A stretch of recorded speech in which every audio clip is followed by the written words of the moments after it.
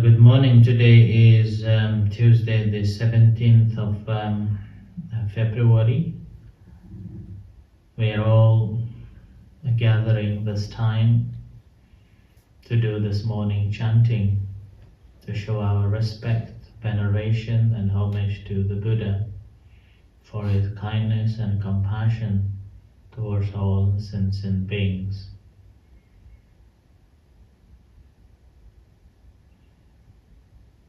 And today we have a snow again. Since last night there was a snow all white all around and a freezing cold.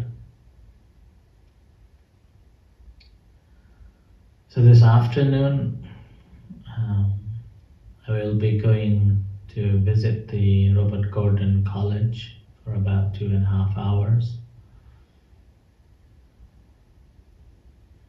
There will be a meditation session, question answer, and a visiting of a secondary school children. It's an interfaith activity to educate people regarding different faiths so that they have different opinions and basic understanding of different faiths. In a way, this is a very important activity, and schools should be supporting and regularly having such events so that people will have good understanding about the different faiths, which will help them to break the barriers between different religions and also dismantling the prejudice over one another. And unfortunately, this is not the case.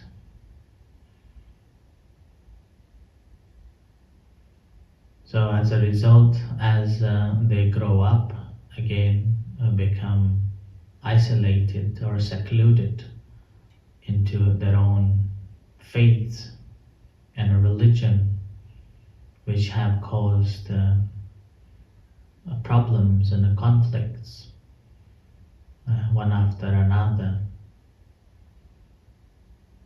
inability to accept other members, other faiths, and so on.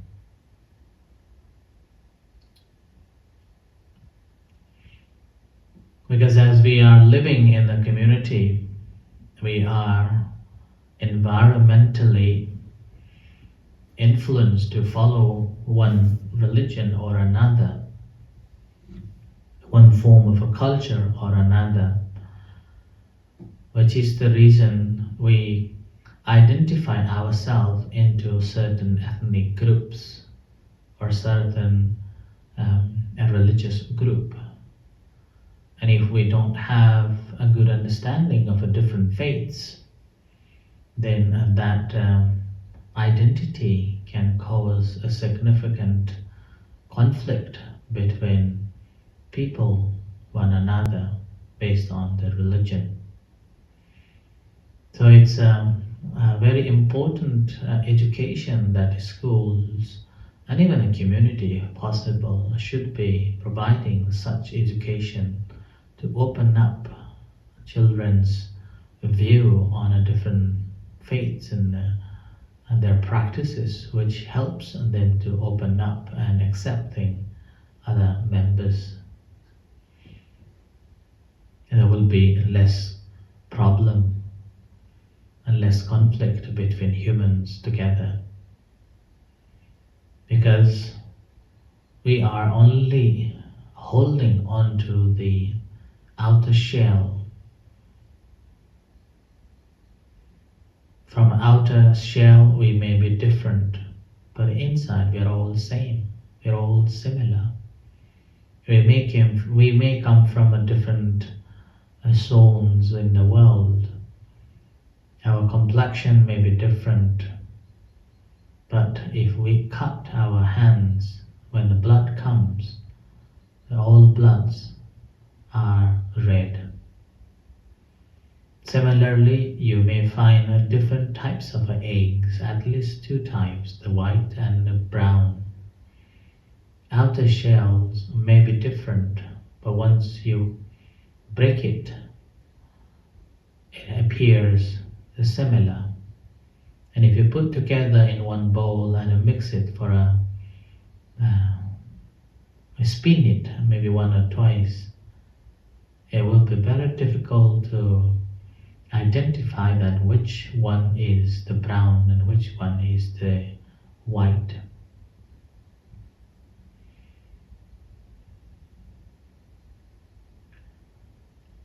So, a similar way, humans, we all come with the same thing. We came with the birth. With this birth, we have aging, we have a disease, and then also we have to die. And we do not have more than maximum is the 100 years. Only exceptional people live more than 100 years. But in average, our age is only 75. Doesn't matter where we are born, everywhere. Around 75 is the standard average age of a human beings at this time.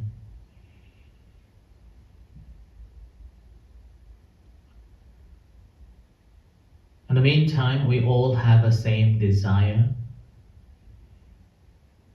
a similar desire, I would say. Undeveloped countries, people will be thinking of what I'm going to get to eat or where I'm going to sleep. So they're thinking of every day, day by day, what to eat, where to sleep. And even a small portions of a food is like a blessings from the heavens, or having a place to stay overhead. There is a roof overhead,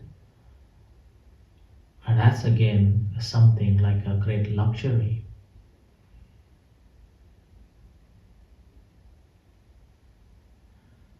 But in those difficult situations, often create a good friendship, family ties, and then living together to share one another. But in the developed countries, the needs is different. Needs are different.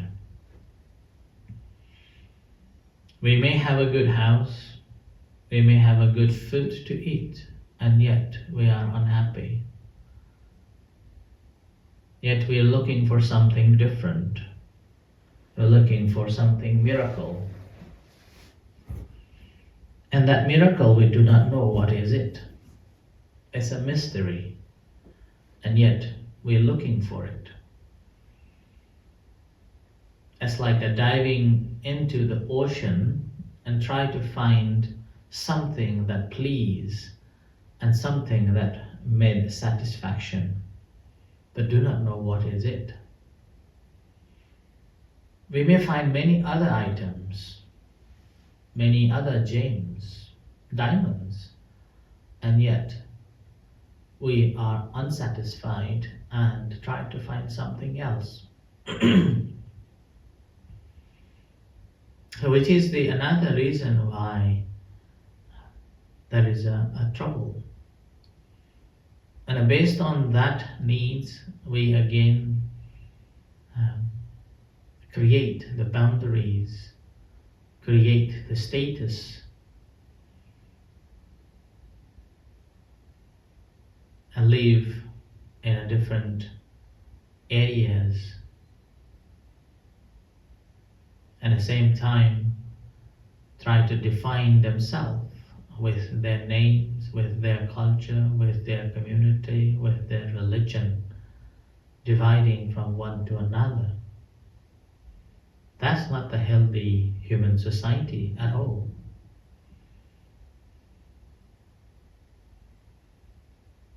So in terms of the looking for something, and that's the entertainment at which we do not know what it is. It reminds me of one story. There was a one nun, I think she's a nun.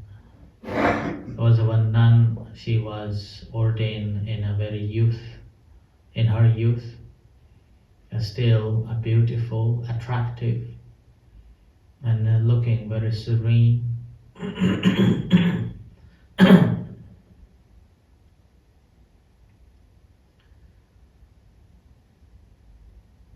And one day after her meal, after Pindapata and her meal finished, she decided to go to the small forest which is secluded, just not that far away from the temple, and she meditated. While she was meditating, the youngsters, young people, young boys found her meditating and said to her that you're still young and beautiful. Rather than being a nun and living in a seclusion, living a tasteless life, why don't you come to us? We are still young and we are also handsome. We are also with a great strength. Let's come and enjoy the life. Do not waste your youth, do not waste your beauty, and do not waste your time meditating.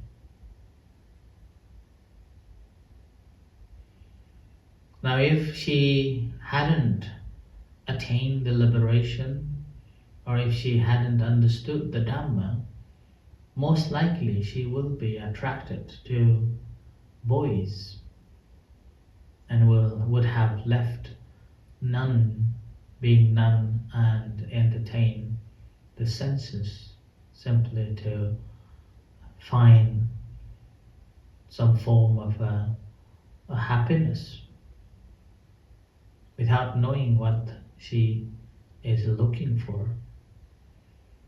But it happened that according to the story, it says that she was already Arahat. She already attained the noblehood. As a result, she replied saying that these entertainments are, it's like dipping your hand under the water and try to find something that you don't know what is underneath. You cannot satisfy your senses. You cannot satisfy your eyes. You cannot satisfy your ears. You cannot satisfy your nose. You cannot satisfy your tongue, and you cannot satisfy your physical contact. There is no ending of it. The more you consume, the greater you want it again. This is an endless cycle that you are going through to create the suffering for your own self. I have shut these, so this nun said to these boys that I have shut these doors of dissatisfaction in an unknown valley. I no need to search anything. I no need to find anything to satisfy. I am satisfied. I have found what needs to be found. I have understood what needs to be understood. Having understood that this nun is really determined and unshakable and um,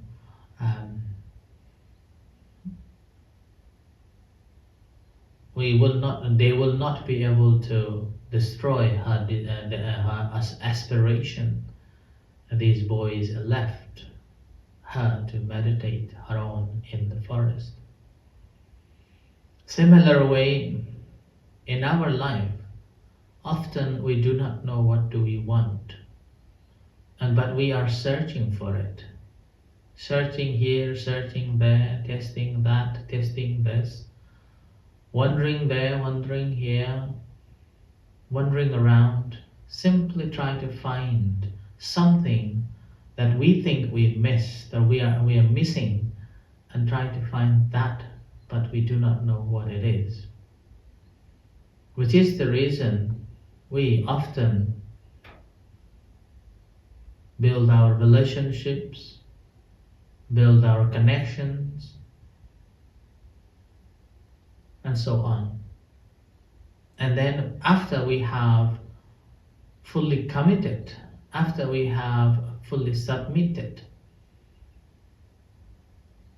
then again we dissatisfied with it due to certain reasons, and or probably due to no excitement, or there is no any mysteries left.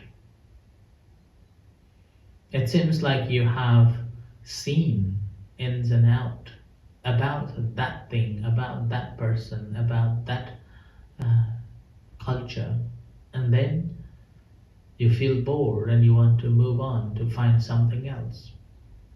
It's like a diving into the ocean and trying to find something that you're looking for, that you think that you missed or you're missing.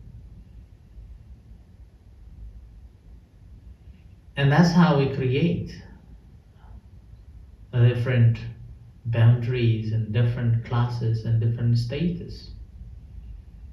So with that, it causes a trouble and a problems. But whereas if we have provided all the informations, understanding each and every human being's need in such a way, every human being's knowledge and understanding, these are the things like this, and they believe in this, they believe in that. Having understood these cultures and different religions, there will be harmony. There will be acceptance of who they are. There won't be any conflict, or there won't be any conceit in between. There will be no measuring or classifying this or that. There will be only we are humans. So there will be acceptance who they are. Not only accepting their status and their existence, we also will be able to respect as they are. And that respect brings the value. So we see the value that how they are, because of them I am. I am exist. Without them I want. Which is the reason why humans are known as the social being. Because there is another person, so there is I am. But the problem is we hold on to the status and identities. As a result, we create the boundaries and the conflicts. If you look at the forest, there are many varieties of trees and varieties of shrubs. They work together. They grow together, supporting one another. They do not fight one another like the grass in the garden.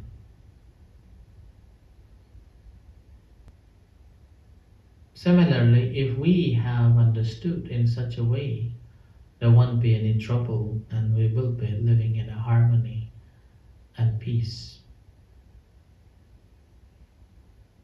And so that's why I like Buddhist principles, that it's always teaching us to build a harmony in between humans, not because of a certain practices of a certain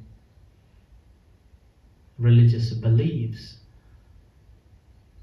and only that belief can lead to the liberation, and such thoughts are not there in Buddhism. And this is what really attracts me and inspires me. So that's why we are very lucky, despite we born after 2,500 years later of Buddha's passed away. We got this access to his teachings and learn and practice. So continue practicing diligently, and I'm pretty sure that we can change ourselves for the good and happiness of ourselves, as well as spreading this kindness and compassion to the world. So with this, let's do the chanting.